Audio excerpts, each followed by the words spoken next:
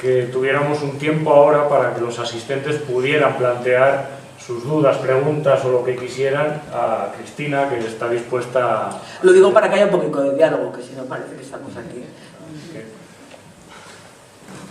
No, yo quería, primero, enhorabuena por la jornada y después por esta intervención tan lúcida, ¿no?, de una mujer española, ¿no? Yo, contemporánea, yo lo que quería decir es que no hacemos suficiente énfasis en lo que ya nos acaba de decir, en el sentido de que, a pesar de que, por no acudir al mundo este del luterano o de la protestante, no le sacamos suficientemente chispa al tema a la hora de explicarle a la sociedad lo que pasa realmente con el catolicismo este tan ¿cómo llamarlo?, tan salvaje, ¿no? Lo digo porque esa diferencia, porque este país ha quedado sin el Renacimiento, sin la Ilustración, sin la Revolución Industrial, sin los hippies, sin la contracultura europea que tuvo el resto de Europa. ¿Por qué estamos en esta situación de lamentable decadencia actual, ¿no? Obviamente la mujer es una pieza clave, fundamental. Si fijáis en la ofrenda de flores de Valencia de la Virgen, es a todas esas niñas con 4 años que entran allí en la plaza y ven el ninot, porque es un ninot, porque si un fallero entra en la plaza al principio de la ofrenda, aquello es una estructura de madera y arriba hay un ninot, con un hijo, ¿no? Hasta que lo completan de flores. Pero claro, esas niñas entran allí con la madre, los amigos de la falla, entran a esa plaza y claro, eso la marca para toda la vida. Y además marca su sexualidad, porque claro, como veneran una virgen, todas las relaciones sexuales partirán de la culpa. Con todo el contenido ideológico que arrastra ese acto, porque además van su padre, su madre, su amiga, el padre de la amiga y tal. En ese momento le hacen flash, no hablemos ya luego de la comunión y de la catequesis, ¿no?, directa. Pero en este caso, estos temas concretos que pasan en este país, hay que explicarle a la sociedad, creo yo, que la diferencia de que estos países más desarrollados económica y civilizadamente, europeos, nos tengan que prestar dinero como los luteranos, es porque ellos, esta figura de la Virgen, el luteranismo, entre otras cosas, aunque yo no quiero hablar de religiones, pero hay que aceptar que no la consideran tal. A partir de la Reforma, ellos no tienen romerías a la Virgen, no tienen este culto a la Virgen, no tienen mujeres que pueden haber tenido 5 o 6 hijos y van allí a la ofrenda y tal y le llevan flores a aquel ninot. ¿Sabéis lo que quiero decir? Esta carga ideológica, ¿sabes? Porque es una contradicción, hay que decirles, mirad, estos países más desarrollados se quitaron hace 500 años una parte del lastre de lo que era más objetivo y han conseguido investigar.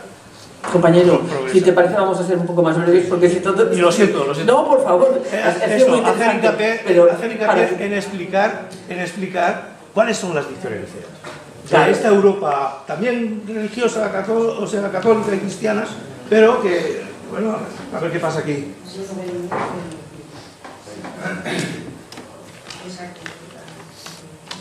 Bueno, quizá yo sí podría comentar sobre esta intervención porque me parece importante una cuestión, ¿no?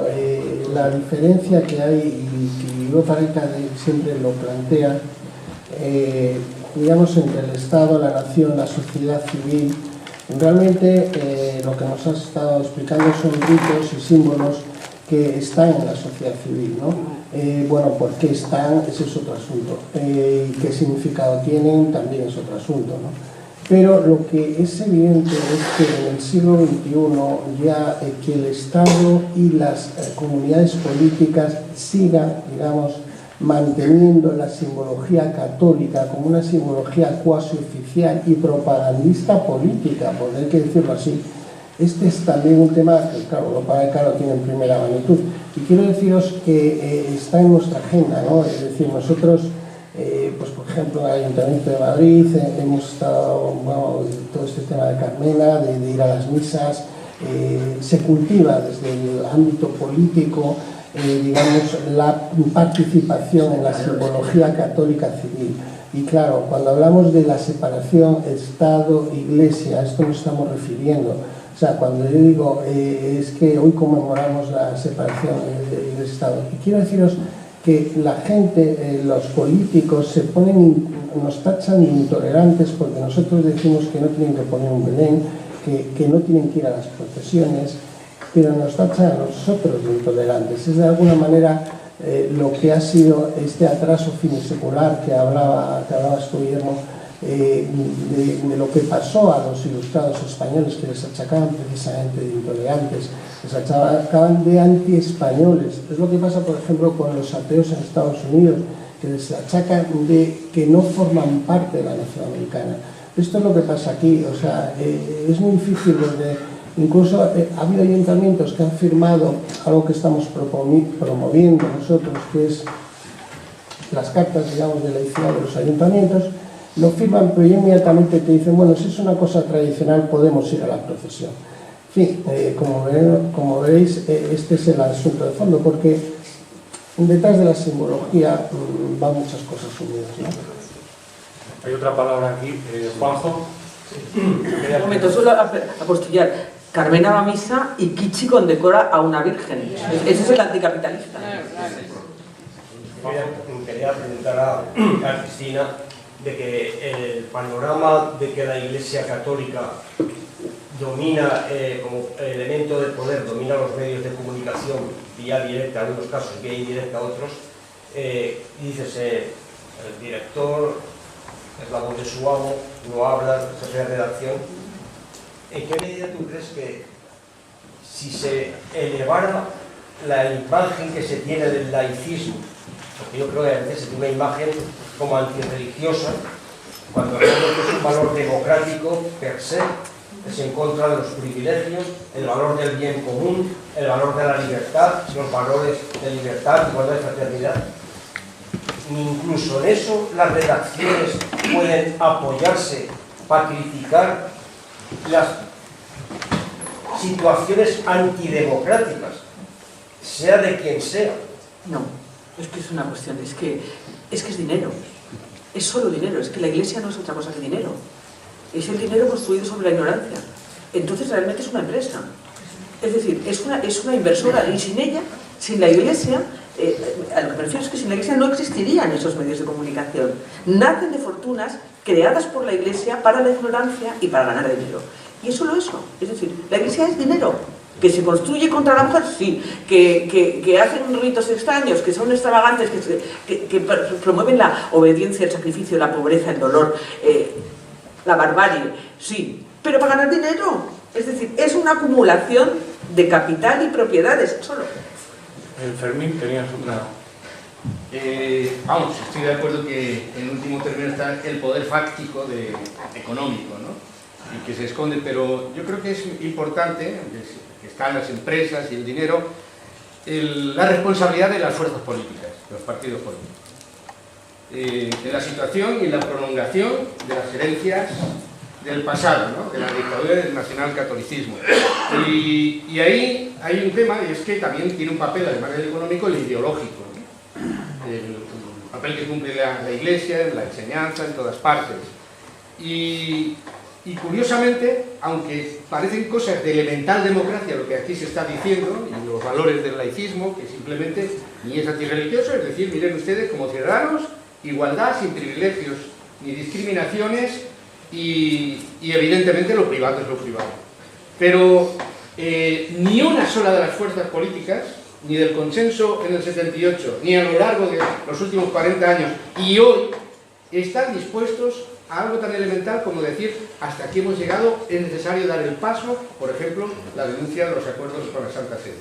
El jueves pasado estuvimos ante el Congreso, como sabéis, planteando esta exigencia del Congreso, ¿no? Que se pronuncie porque hay que acabar con esos acuerdos, porque además hipotecan lo que ahora están tanto hablando, ¿no? El pacto educativo, una nueva ley. Pues sinceramente, aunque hemos hablado con muchos parlamentarios, hay buenas palabras, detectamos un miedo atroz a enfrentarse con la señora Iglesia. Y es una cuestión de elemental democracia, ¿no? Que ya no está madura la sociedad española. Acabamos de decir, no solo no lo dicen, que no lo dicen, es que participan de los ritos. Quiero decir, no solo nos lo dicen, mira, pues oye, angélicos al cielo, quieren sacar 4 votos más y cuando estén en el poder, ese tipo de cosas que dicen. No es cierto, participan en los ritos católicos y aún te venden que es folclore. Es aterrador. Es decir, de todas formas, ¿de dónde viene el dinerito de esta gente? El dinerito de esta gente, de nuevo, viene de una construcción financiera basada en el robo. Si no entendemos eso, es decir, si nos olvidamos de que todo en este país, todas las grandes fortunas, parten del expolio y el robo del franquismo, no tenemos cómo entender la corrupción del PP, porque no se castiga. La corrupción del PP no se castiga porque aquí hemos robado todos, no nosotros. Quiero decir, ¿cuántos millones de votos tiene? ¿Cuántos tíos le robaron el campo a su vecino? Matándolo. Pero ya robaban en el siglo XV. Sí, bueno, pues claro. Por eso Europa hizo una protesta. O sea, no, yo no quiero idealizar aquello. Perdona, pero Diego, esto es... Perdona, es que había otra palabra aquí. Es estructural. Vamos a darle la palabra a Raquel. Bueno, buenos días, muchas gracias por este acto aquí en Madrid. En Valencia también lo hemos celebrado el día 12. A mí lo que me alegra de este acto de resistencia, porque hoy está claro que no podemos debatir sobre todos los puntos del laicismo y demás, lo que me gusta es que en este acto el feminismo esté en el centro. No hay hoy ningún movimiento progresista que no pueda tener al feminismo en el centro, no al lado perpendicular paralelo, sino en el centro, porque es una desigualdad atroz. Yo seré breve.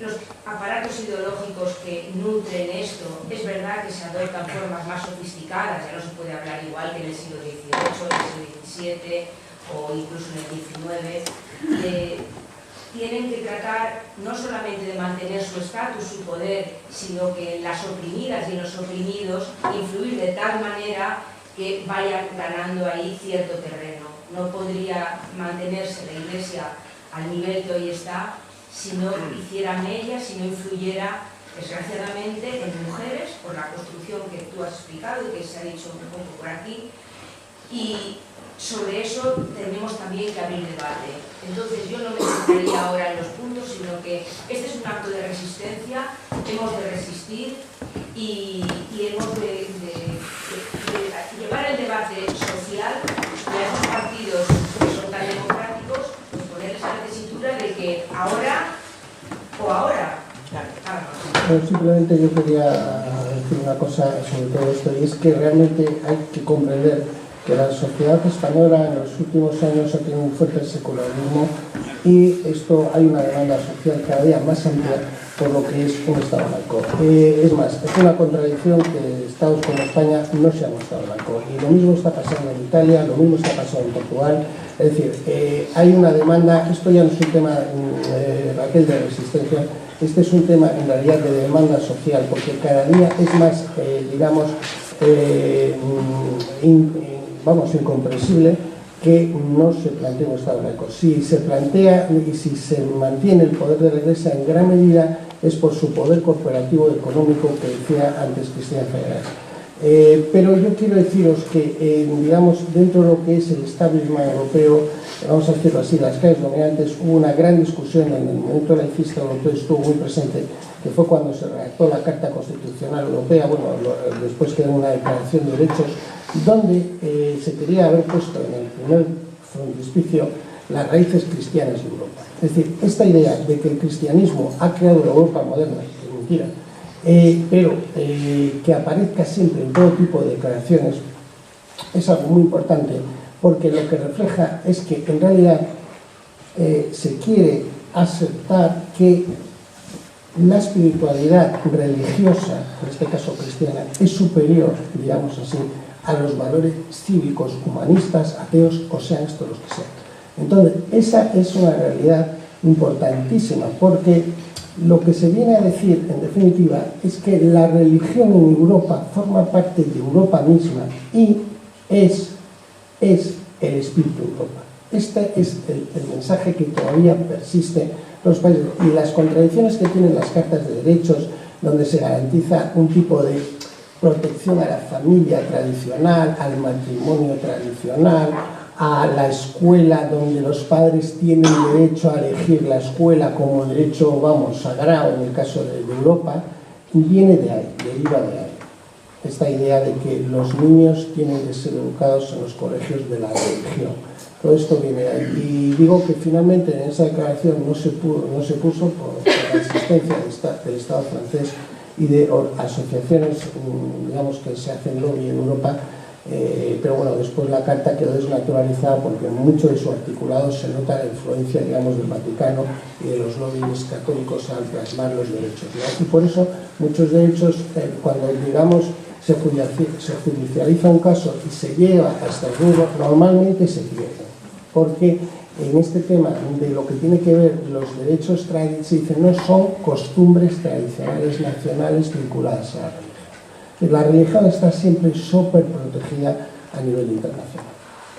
Hay una última intervención y ya cerramos esta parte de la... Sí, es una pregunta muy breve. Bueno, gracias por venir hoy, Cristina. A vosotros. Me siento muy orgullosa de que una asociación te haya invitado. Quería darte las gracias. Y quería hacer una pregunta breve. Se nota mucho como con la posición que has tenido en medios, en algunos medios que sigues teniendo, la presión, o sea, hay esa llamada telefónica, no solamente vía anunciantes o vía presiones sutiles, sino te llaman, directamente te dicen no publiques, no quita esto. No, porque ya no lo haces. Pero autocensura, digamos. No, ya no ni siquiera es autocensura, es decir, la construcción jerárquica que contaba antes es de los obedientes. Los obedientes tienen absolutamente asumido cuál es su papel, absolutamente asumido, y de ahí no se van a salir. Y ellos piden la información que tú debes dar. Y en los medios nuevos, digamos, no sé, La Marea, estos nuevos que van a salir. Sí, pero el problema, ahí sí se hace. El problema es qué difusión tienen y que van desapareciendo. Es decir, nacen y desaparecen, porque la sociedad no se hace cargo de ellos. Esto es así. Pero luego te quiero decir una cosa, cuando se inventó esta crisis que ahora seguimos sufriendo, se inventó con alguna razón. Y entonces, en el campo del periodismo, éramos 16.000 periodistas, en teoría, trabajando en España. Entre 2008 y 2010 echaron a la calle a 12.000. Se supone que con 4.000 que quedaban ofrecíamos la misma información que con el resto. Pero al resto, a mí me echaron en 2008, al resto nos dijeron, hazte autónoma que ya te vamos contratando. La pieza por la que antes cobrabas 500 euros, ahora cobras 40.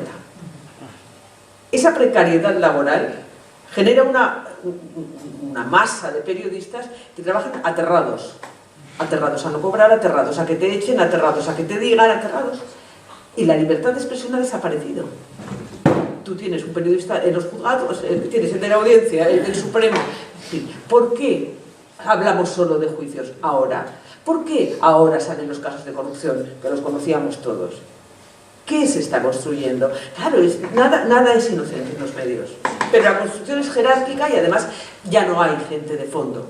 Es decir, vean, por supuesto que le publican una tribuna, pero el problema no es la tribuna, el problema no es la opinión de una sola persona.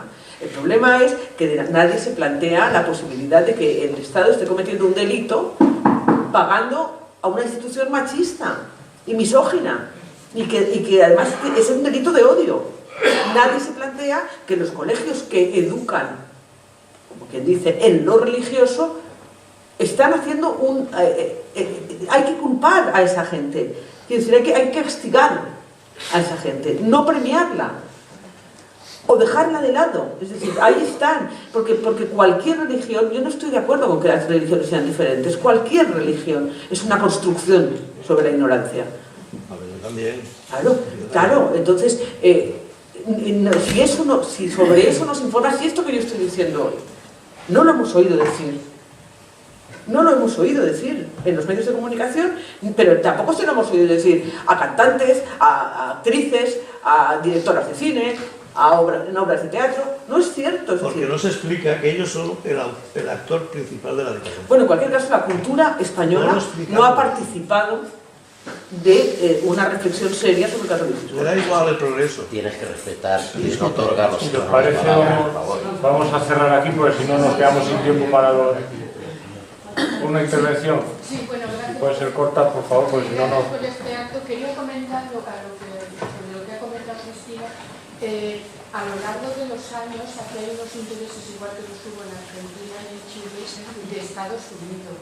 Estados Unidos, por la situación geopolítica de España, en la cual la Iglesia Católica está al servicio de la política como en ningún otro país, porque ese catolicismo español no es ni el portugués ni el italiano, contribuye a tener controlada la situación muy bien. Y esto no se debe olvidar. De estas cosas no se suele hablar, pero la sombra de Estados Unidos está en íntima colaboración con la política y, por supuesto, con la Iglesia española por estos intereses. Y con el franquismo. Entonces, claro que la Iglesia española ha contribuido al capitalismo. Y lo podemos ver muy claramente porque desde principios de diciembre hasta casi mediados de enero, lo que vamos a ver es sagradas familias a mogollón en nombre de exposiciones de belenes para aumentar otra vez subliminalmente lo que ha dicho ella de la Iglesia Católica, la Sagrada Familia. Belenes, belenes y belenes, compras, compras y compras. Nada es por casualidad. Luego, por otra parte, quería hablar de una noticia que pasó desapercibida en Alemania, de un periodista que ha muerto en extrañas circunstancias hace 2 años, muy conocido allí, que escribió un libro que se llama Periodistas comprados. Hugo Ufnote es un periodista convencional, era mejor dicho, y de la noche a la mañana pereció muerto después de escribir este libro que en Alemania revolucionó a todos los alemanes porque, entre otras cosas, mencionaba a las redacciones del periódico nos llega el teletipo de lo que tenemos que poner. Estas cosas y otras más las escribía en el libro y está muy bien. Aquí no hace falta escribirlo, aquí lo sabemos todos. Bueno, muchas gracias y vamos a pasar al siguiente